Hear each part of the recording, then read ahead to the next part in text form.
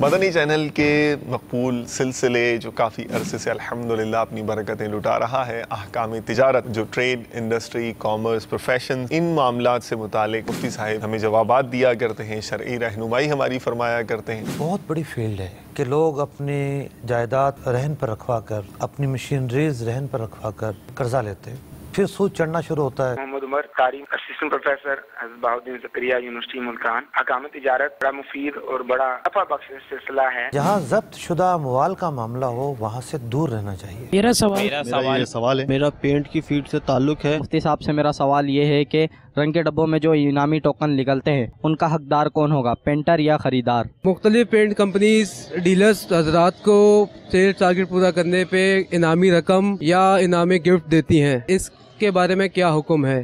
دیکھیے 22 مارچ 2015 بروز اتوار رات 7:20 پر شرعی احکامات سے مزین سلسلہ احکام تجارت، جس کا موضوع ہے پینٹ مارکیٹ، براہ راست ٹیلی کاسٹ مدنی چینل پر۔ اس سلسلے میں اپنے سوالات ریکارڈ کرانے کے لیے ان نمبرز پر رابطہ کریں: 02134942526 02134942522۔